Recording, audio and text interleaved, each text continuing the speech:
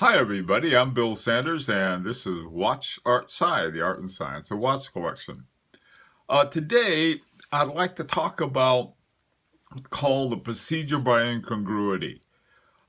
For a long time, uh, I was a researcher, and one of the subjects of my research was police work. And what I was interested in is how they went about investigations. And the the kind of research that I was doing was very much like the kind that they would do, like a criminal investigation. And so, anyway, it was as far as research methodology is concerned, there's a certain type, excuse me, called participant observation. And what you want to do is you want to observe some scene and try to take notes on it and so forth. And so I thought, well, the police would be sort of an interesting one. Well, I ended up spending over a period of 20 years uh, and doing exactly that. Okay, so what I was thinking of was, all right, I've got all of this stuff about police investigations and how to do research. And so, now that I'm collecting watches, I thought, well, how do we go about doing it right? Now, one of the things with police and with just about anybody who does research with people is that people lie. People lie all the time. For example, when I was in graduate school, I had a job with the economics department, and they were trying to find buying habits of for large equipment, large electrical, like refrigerators and things like that. And so they sent me out, and I was, knock on doors and interview people. And the, they lied all the time. For example, there was a refrigerator sitting right in front of me. I said, well, first of all, do you own a refrigerator? No, we don't own one. Everybody owns a refrigerator. But they were afraid of something else. They were afraid, well, maybe I was from welfare. I was going to take the refrigerator. I don't know what it was. But they had a reason. They felt that it was important not to tell me the truth. Now, the same thing is true in buying and selling watches. Now, what I want to look at is the buyer, us, the collectors. Okay, selling them is a whole other thing, and I'm not going to talk about that. I just want to talk about buying watches. And when you buy a watch, you need to do some kind of investigation. Not as much if it's like a brand new watch from authorized dealers and so forth, or even certain auction houses.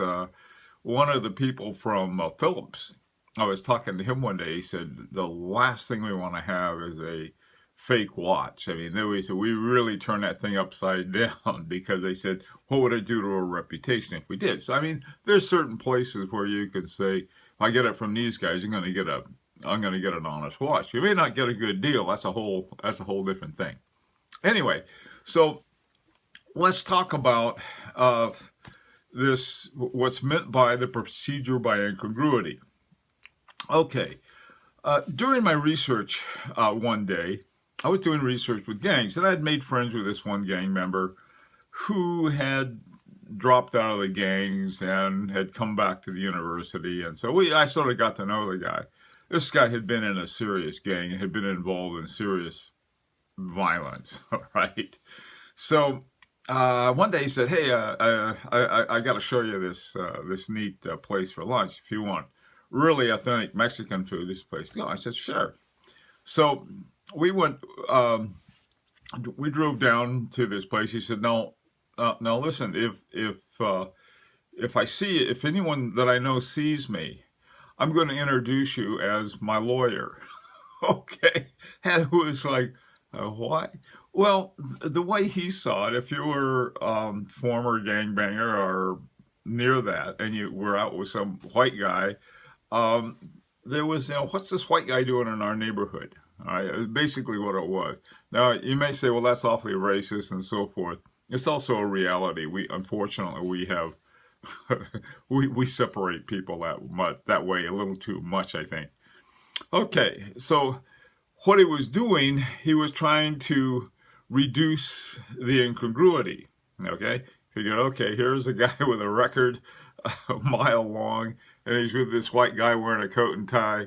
I was a professor at the time, which that was something we wore sometimes. And so here you had this incongruity, and what he was trying to do was to reduce incongruity. Now, same thing in buying watches. There's an old saw, if a price of a watch is too good to be true, it probably is. So if somebody is trying to sell you a phony watch for a really good price, they're going to try to reduce the incongruity by telling you something, oh, I have a sick mother, or something like that, that's going to make sense. Oh, gee, why did I get such a good deal on this? All right. So let's take a look at, in order to do, let's say, engage in a procedure by incongruity and looking at a watch, let me give you an example. This is a 1968-ish, I think, yeah, 1968 Patek Philippe Calatrava. Okay. Actually, they may not have been named Calatravas back then, but they're just like the Calatravas. All right. Well, this watch has turned out to be just a great watch. When I got it, I had to get a new band and I had to get a new buckle. And these bands and buckles, believe me, cost a fortune for a Patek Philippe. And I took it to the service center in New York and even got gold spring bars so that they wouldn't dig into the metal, into the lugs. Okay. All right. So let's say your situation. Let's say you're some kind of rep for a company that sells sporting goods, okay? And you go to a conference, and there are a bunch of other people there who are interested in sporting goods for selling them or putting them in their store, one thing or the other. And there are a lot of reps there from the sporting goods company, and they're trying to sell you some stuff. And you notice there are a lot of guys with sports watches on. I don't have a proper sports watch, so I'll have to use that one. And so this guy, so you're meeting these guys, and you have your, let's say you have an Omega Speedmaster, okay, a nice one.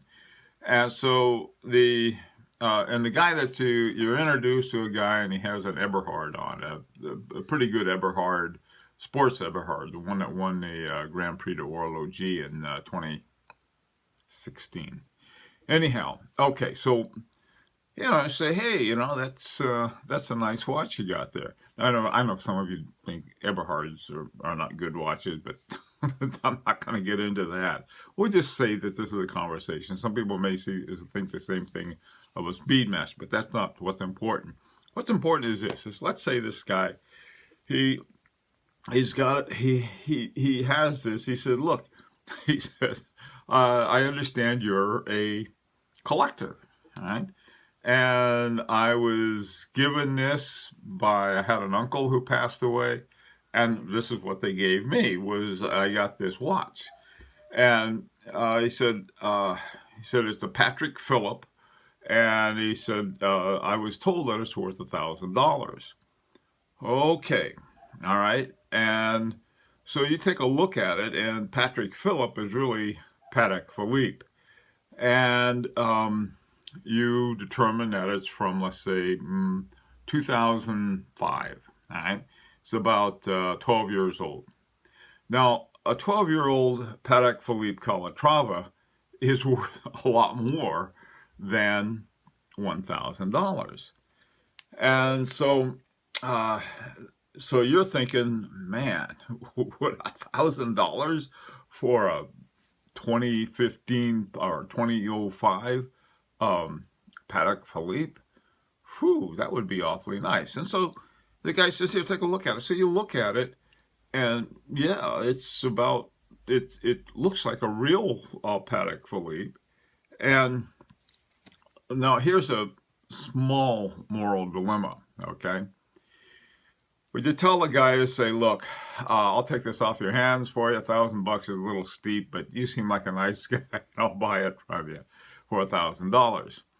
Or would you say, look, this watch is worth a lot more than $1,000. You're looking at a 10, maybe even a $15,000 watch. So what do? So that's a moral thing.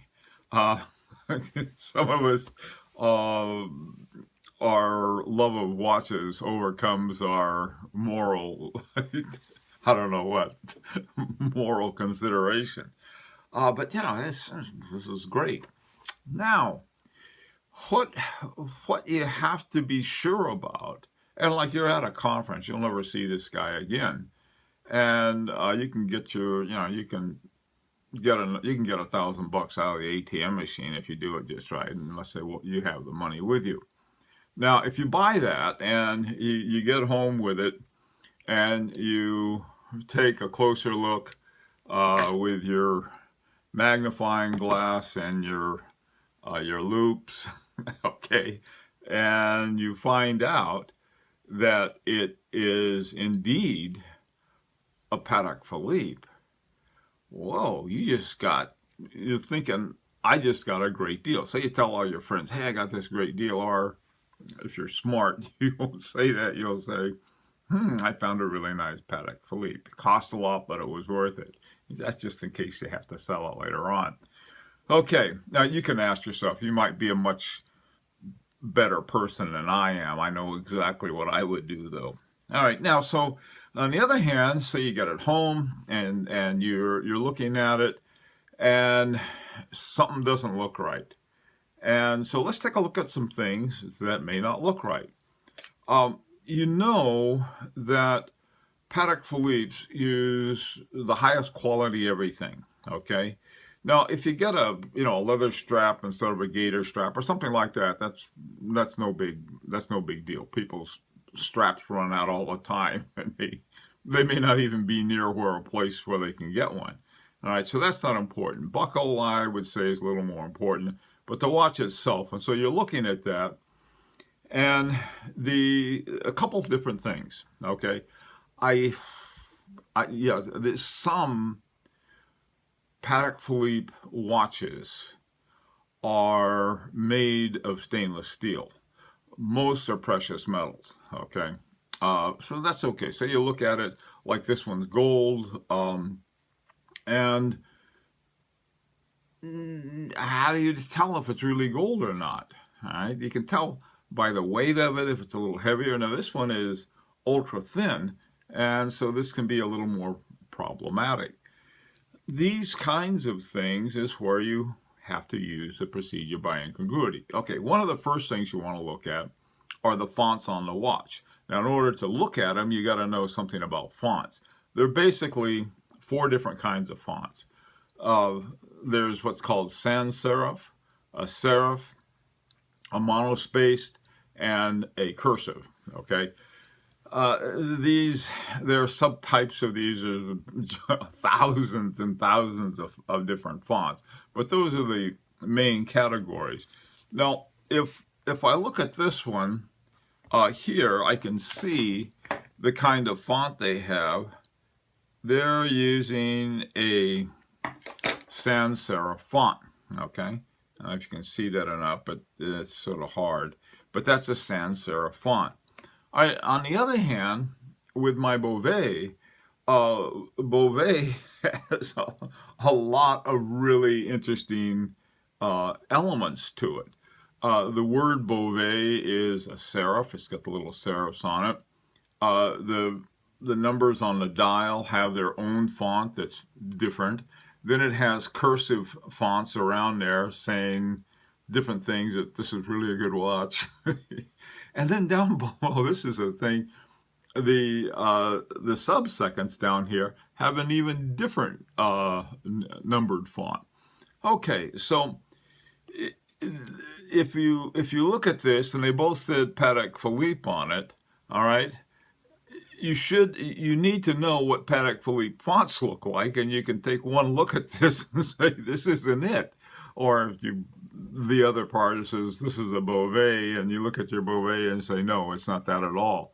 Now, you may not, we all don't have every single possible watch, but you can get some good pictures of them.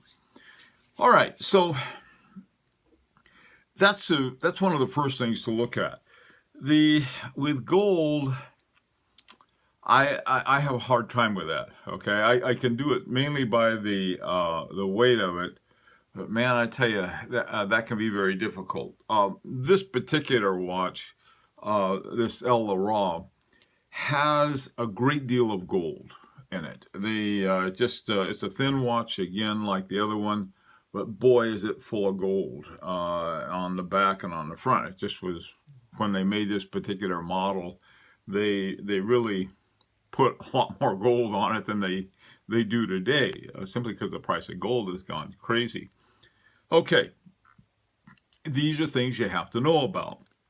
So one of the first things you want to do on a Vacheron Constantin and a Patek Philippe, they both use sans serif fonts. On a Bovet, the name Bovet is always in a serif font. And then the name of the watch, the 1930, is in cursive. So these are little things you need to know. Now, some of the other things that can tell you the difference between a real one and a false one, sometimes when you have the fonts are not aligned right, okay, that's a pretty easy giveaway. There's something else too, in the spacing between fonts, there's something called kerning. And unless a font is monospaced, and I don't know of any watches that use a monospaced font, there may be some, but there is a different amount of space between the fonts depending on the size and the shape of the font. For example, an I doesn't have a lot on either side, whereas an O does. These kinds of things. So you can learn, I mean, you can go online and find out tons of stuff about font, but most of the time we're just spending looking at watches, which is what we like to do anyway. Okay, and again, the incongruity, if there's incongruity, is where things don't line up. Okay, the final thing I want to talk about real quickly is what's called a type 1 and type 2 error. And type 1 and type 2 as names isn't very helpful. One of the kinds of errors is what's called a false positive. Okay, you say, hey, this is working, this is a good watch, and you find out later it's not. Okay, now the other thing is called a false negative.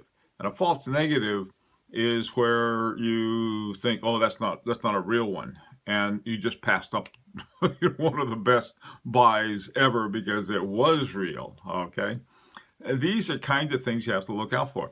I've seen people, there'll be a picture of a watch, just oh, that thing has got something wrong with the dial. Maybe it does, but you're not going to be able to tell at a glance. So there's all kinds of things that happen to dial, especially with vintage. Guys who spend their time with vintage. There are a lot of dealers who boy, they know vintage inside and out, and that's great. And they can really help you too. But for the most part, we're on our own.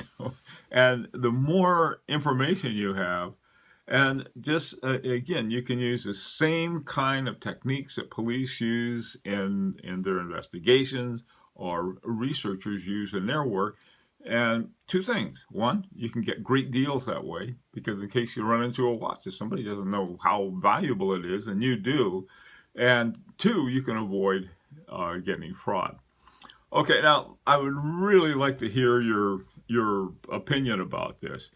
And this would, if you've been collecting watches for a while, you run into at least some of them. Let me tell you this one other place. This is a valuable place. It's called the Hour Lounge, and it's sponsored by Vacheron Constantin, but it's not like an advertising place for Vacheron Constantin. They're real discussion with Vacheron Constantin owners. And one of the things that comes up is somebody shows a watch and everyone says, hey, could I get your guys' opinion about this?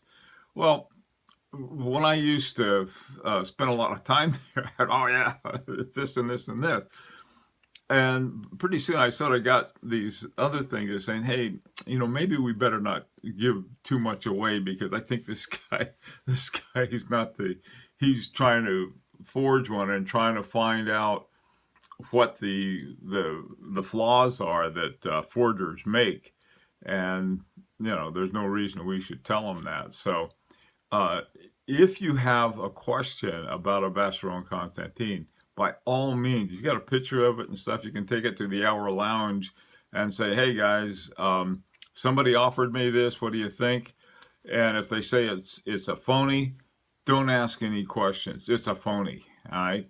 Because the reason they're not going to answer the questions is they think, well, maybe this guy is trying to fix it up, so it's not a phony anymore. Okay, like I said, let's hear your comments. Love to hear them. And also, too, if you'd like to subscribe, you're more than welcome. And we do collection reviews. Usually during this time slot, we have collection reviews, but nobody sent in a collection to review. All right. Take care, and I hope to see you next Friday. Bill Sanders for WatchArtSci, the art and science of watch collection.